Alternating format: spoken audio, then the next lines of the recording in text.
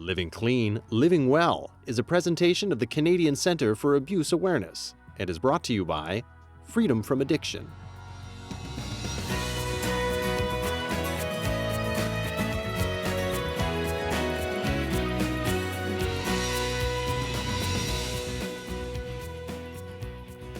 Welcome to Living Clean, Living Well, everybody, on this Sunday night. So glad to have you along.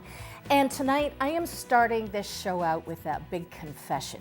If you are looking at the TV set right now thinking that my face looks like a large red neon sign, you were right. I broke the cardinal rule today. I'm a motorhead, so that means that I absolutely love anything with an engine. So I was down at the Honda Indy today and broke the cardinal rule of even if it is overcast and raining, you can still get burnt. So I did. Still had a great time though, but I'd like to say a big shout out to the wonderful gentleman who, as we were walking out to the parking lot following the race, called out to me and asked me if I was going in to do the show. And I said, yes, as a matter of fact, I am. And he said, I really enjoy the work that you're doing on there. So thank you very much. And it was so nice for somebody to pipe up in a parking lot and say that they watch Living Clean, Living Well. So segueing from the Honda Indy into our show tonight, how about this? The road to recovery, it can be a little rough sometimes with some potholes and some speed bumps, especially in the early days of recovery. So tonight, that's what we'd like to talk about, as well as all of your general questions and comments. So I'd like to welcome to the show tonight two of our returning guests, Don Crocock and Rick Csiernik. Gentlemen, so good to have you here, Good to be here. On this Good lovely summer night. Yes, good to be back. So Don Crocock, you may remember him from many shows. We were saying you've done, this is like number 6 now, I think. Number 5. Number 5? Yeah. Well, we'll have to get you back for the 6th. Okay. Don is an addictions counselor. He's an outreach worker. You're passionate about the awareness of hepatitis C. That's right. So Don, it's great to have you back. Thank you. Good to be back. Yeah. And Rick, Dr. Rick Csiernik. I know you hate it when I say that. But anyway, a title it's well earned. He is a professor, especially in the area of addiction research. He is a best-selling author. The new book has just come out, Workplace Wellness Issues and Responses. So congratulations. Thank you very much. What's the message in this book? The message is very simple, is that we need to work. I mean, work gives us our meaning of life. It gives us significance. It allows us to contribute, but also the workplace just takes so much from us. And literally the workplace can take all the energy from you and can kill you. So the book talks about all the negative aspects of work and gives some opportunities and examines how to respond to unhealthy workplaces. Because we well know is that people who are in a very stressful workplace, people in an unhealthy workplace, one outcome is addiction. And so it speaks to that and how to overcome issues with that and examine how to create a healthier workplace. Boy, we could do an entire show on that, couldn't we? Absolutely. There's show number 6, Don. Okay. There we go. Actually, I have a background in EAP as well. Oh, do you really? Yes, I do. Okay. Before we get going on our topic for this evening and to take your phone calls, a little selfish moment for me. 18 years ago tonight, I married the most wonderful man in the world. Oh. So big happy anniversary to my wonderful husband, Gary. Thank you, sweetheart. It's been a great 18 years, and I'm looking forward to 50 more. Happy anniversary, Gary. Teresa? Me too. Teresa, yeah. So any birthdays, anniversaries, shout out to loved ones, anybody you want to talk to?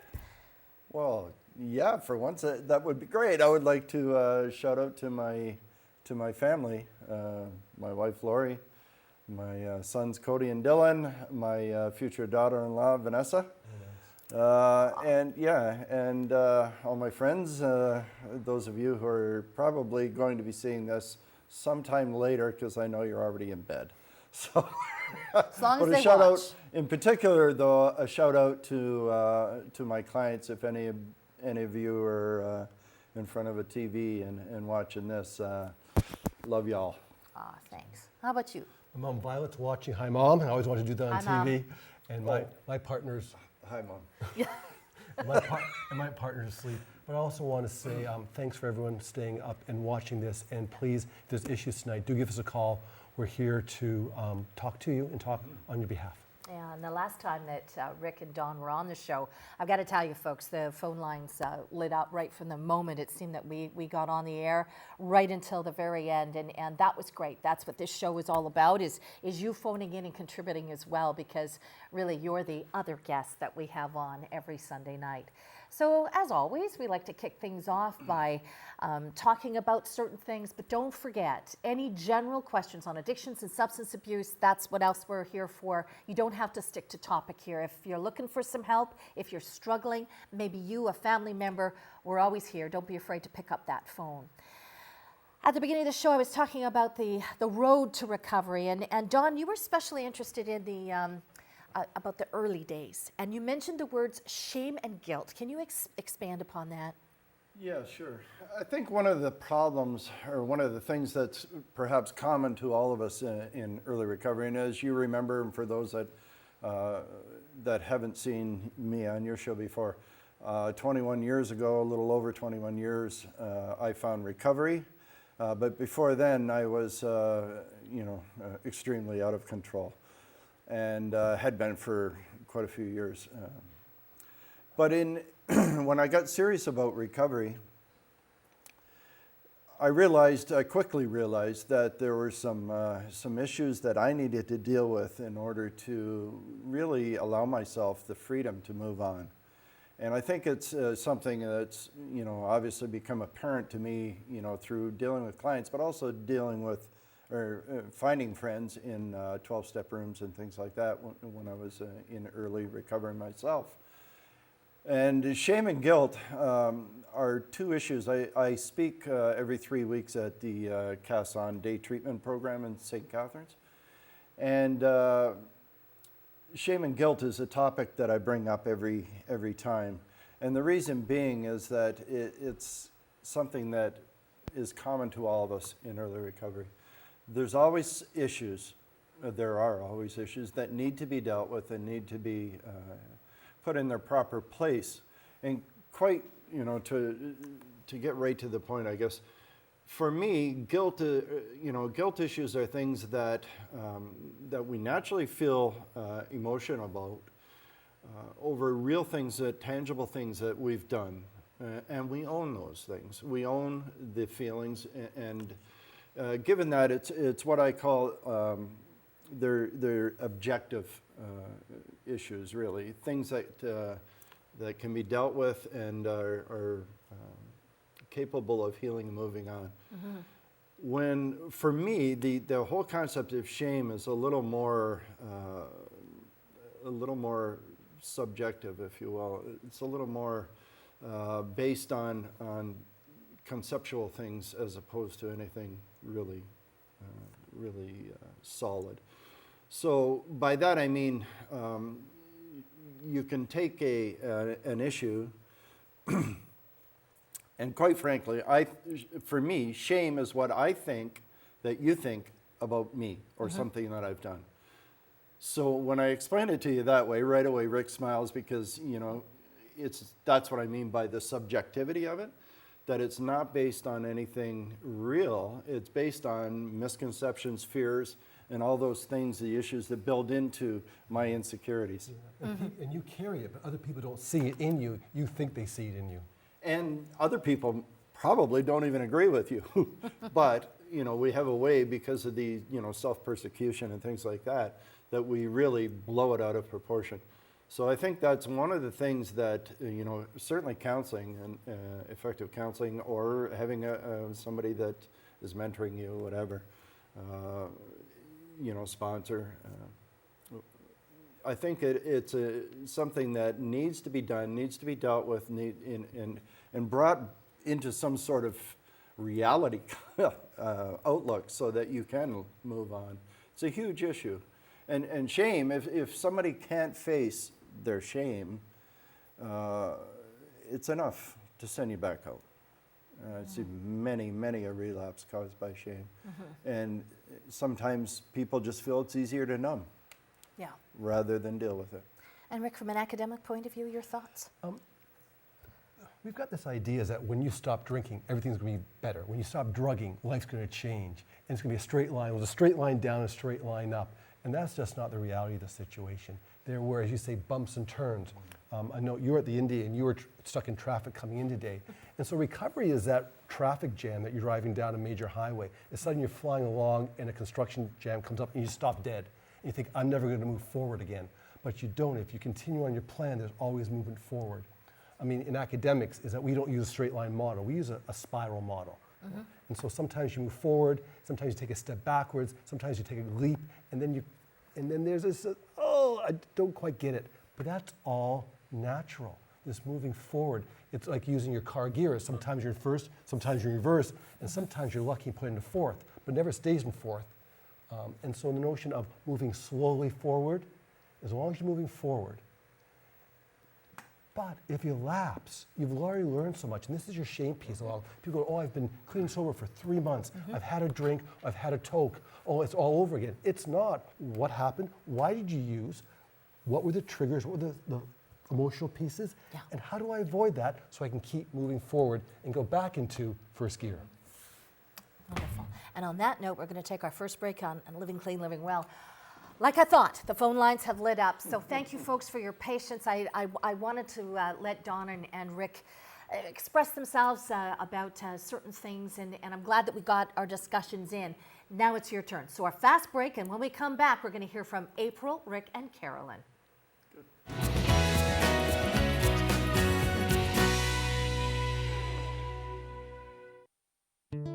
It's scary to think that you're going to live the rest of your life without drugs and alcohol when it's all you've depended on. But there is hope. I knew I couldn't do it alone, and treatment allowed me the chance to ask for the help that I needed in order to believe that I could live a sober life. I got the help and support that I needed, and even now that I've left, I still have that support there.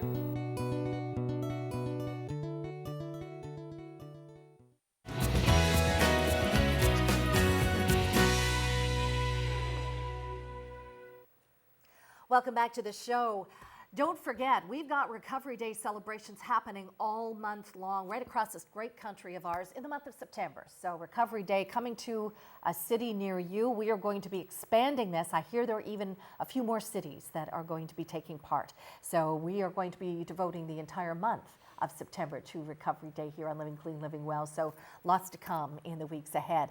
Also, very quickly, it's coming up quickly, is, I did not know this, World Hepatitis Day. Dawn, something you're very passionate about. Yes, I'm an outreach worker for the Hepatitis C Care Clinic in Niagara. We're part of the Niagara Health System, and a quick shout out to my work colleagues. On July 28th, it is internationally known as World Hepatitis Day. So our clinic is taking the lead on putting on a World Hepatitis Day program, if you will, a series of activities at the Market Square in downtown St. Catharines from 8:30 to 4:30. And anybody in Niagara is more than welcome to come drop in. It's basically taking the shape of a health fair, and our partners, the Niagara Regional Public Health outreach workers, Stacy and Scott, will be on site doing some, in a private area, doing some testing for hepatitis C, HIV, or STIs. So there'll be some entertainment, some snacks, and lots of good conversations and things. So please, if you can, Monday, July 28th at the Market Square in St. Catharines, drop in. Terrific, thank you. Our guest tonight, Don Crocock, who is an addictions counselor, also an outreach worker, as he mentioned, and Dr. Rick Csiernik, who is a professor at King's University College. He's a best-selling author, and he specializes in the world of addictions research and also workplace wellness. So that's my panel tonight. Pretty impressive group of credentials here. So let's head to the phones. It's your turn. Let's go to line 2. April's calling in tonight from London. Hi there, April. You're live on our show. Go ahead. Hi there. My name is April, and I'm thankful for taking. Thank you for taking my call. You bet.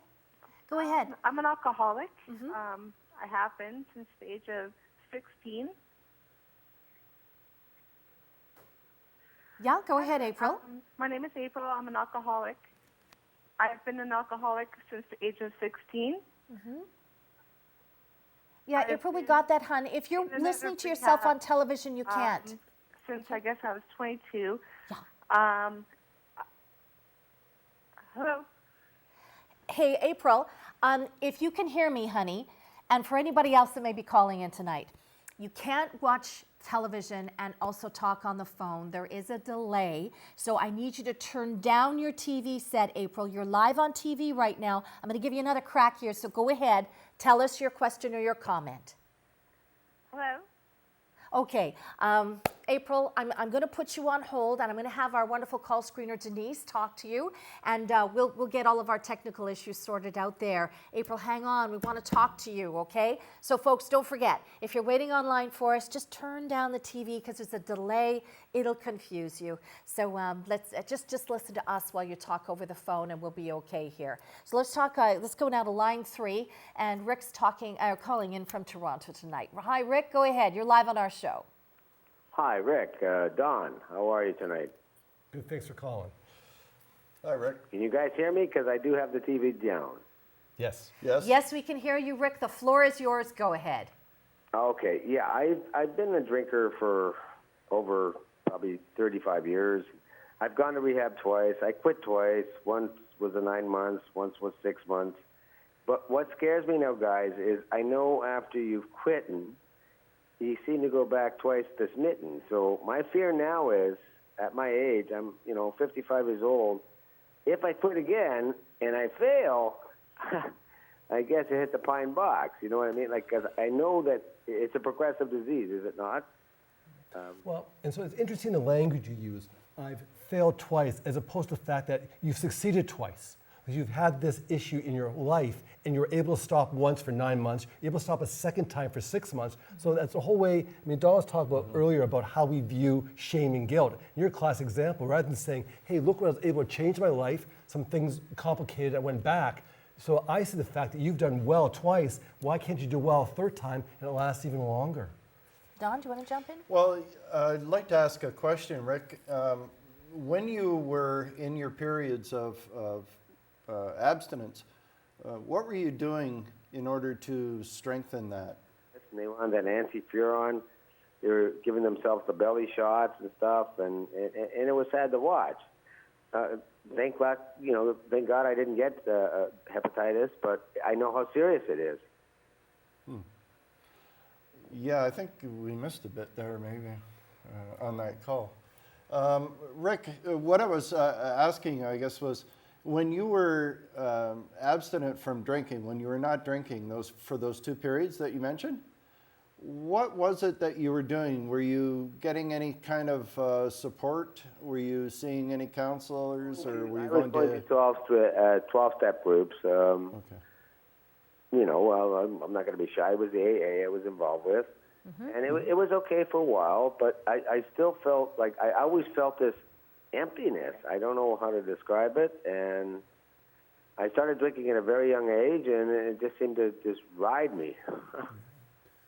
So I don't know how to describe it. the issue with addiction in many cases is that drug use is used as a mechanism to cover up something else. So even when you stop drinking, there may be other underlying issues that you've not dealt with. So AA is fantastic for the drinking, rehab is fantastic for the drinking, but there may be other underlying issues that other forms of counseling can also get at.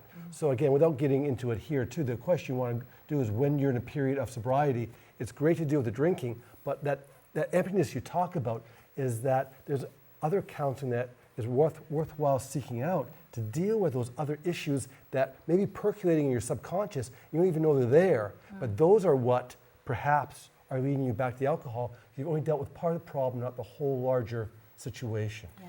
So as we move on, we've got a lot of phone calls here. So next steps for Rick then, gentlemen? I would seek out some sort of a counseling agency in Toronto. There's numerous agencies. Try to find somewhere where you can go and establish a therapeutic relationship with a counselor and start working on some of those issues. Wonderful. Thanks so much for that. And thanks for calling in, Rick. I'm going to go back to line 2. We're going to try April again. April's calling in tonight from London, Ontario. April, can you hear us okay now? I can hear you. Terrific. Go ahead. You're live on the show. Go ahead. Great, thank you. Thank you very much for taking my call. My name's April. I'm an alcoholic. I've been an alcoholic since the age of 16. I have been in and out of rehab, and I did have a long period of sobriety for 8 years. Excellent. from 2005 up into 2000, and I forget. But I relapsed, and I'm now going back to rehab this coming Monday. Not Good. this Monday, but next Monday. It's been a really, really hard road, and my friends and family and my boyfriend and my loved ones have really exhibited tough love, and they've basically cut me off, and I'm having a really, really hard time with that. And I've been to AA, and I understand tough love is important, but I'm just so full of fear, and I'm so full of anger right now, and I don't really understand the whole tough love concept, and it's hurting me, it's hurting my soul, and I'm reaching out, I'm trying to get help, and I don't know what to do. Aw, April. April, when are you, when are you going to treatment again? I'm going on Monday. On Monday. Okay, can you tough it out till Monday? Not tomorrow, a week from tomorrow, so Monday, yes. A week Okay. from tomorrow. 7 more days to go. Okay, 7 more days to go. One of the things that I wanted to mention first off was congratulations on 8 years. I mean, that's amazing. You know what? I went through somewhat of a similar situation, and however, my period of sobriety was a lot shorter than that, and I ended up going back to treatment again, and basically from there never looked back. But I like to say that I liked treatment so much that I decided to go back again. And of course, that's a little bit of addict humor there, but I think you probably know what I mean. But here's the thing, you know how to succeed. You've done it. Right now, it's all about you and you taking care of you. You doing the things that you need to do for yourself, and quite honestly, tough it out for a week, get into treatment, and then blossom. And you know what? You're driving your car now. You're in charge, and regardless of anything else that's going on with others, you can make this work for you because you've already done it. Okay, so I really, really encourage you to just get through the week and then go to treatment and be a sponge. I want to talk the family part of it too, because I Yeah, think you raised a please. really important point, is that we do in this country a lousy job in supporting families. I think your family's doing the best they can, but they've not been educated, they don't know. Tough love has its place, and I mean, if you watch TV shows, you watch media, that's wonderful, but we really look at a much different way.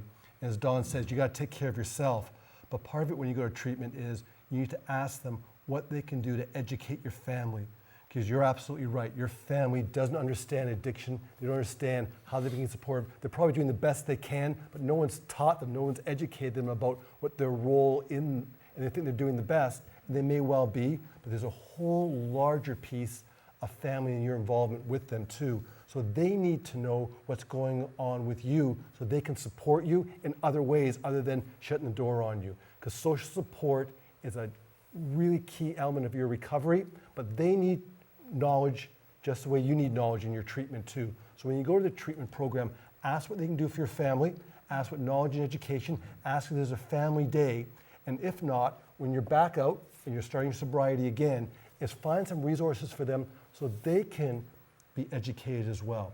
I've done some research, I've done some writing about this. It's a very important element, and again, it's not blaming anyone because as a treatment system, we've fallen down there in supporting families.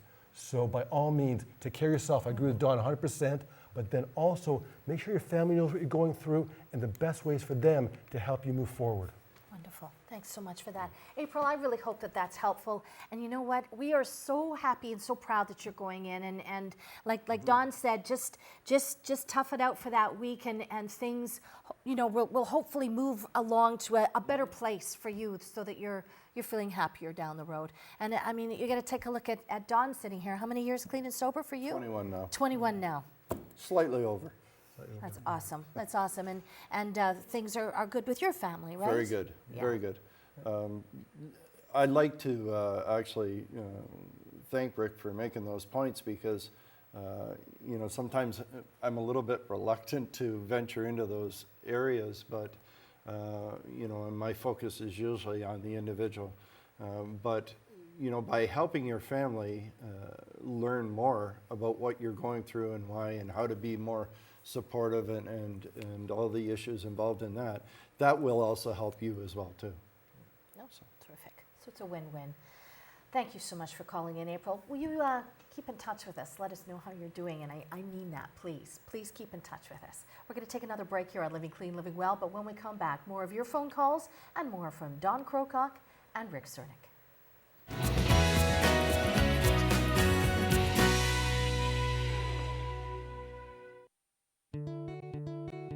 I've been through multiple treatment centers with my addiction, fighting it for the last 10 years, 17 detoxes, 3 different treatment centers. But they put me into counseling and everything here after my detox, which was the smartest thing I could have ever done. I got the real demons out of me that I wasn't able to do over the last 10 years with all those other detoxes, all those other treatment centers, from private ones to government ones. And this place has actually given me my life back. Hello. I'm Ellen Campbell, the CEO and founder of the Canadian Centre for Abuse Awareness. As a charity, we depend on viewers such as yourself to support the programs for First Nations, women and children, anti-bullying, and elder abuse. I invite you to visit our website, see what you can do to share. Any donation over $20 will receive a tax receipt. Thank you so much for all your support.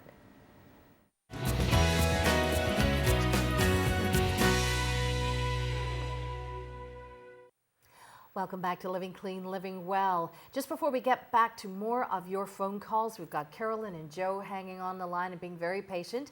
I'd just like to tell you about a good friend to this show and hopefully a good friend to you in the recovery community.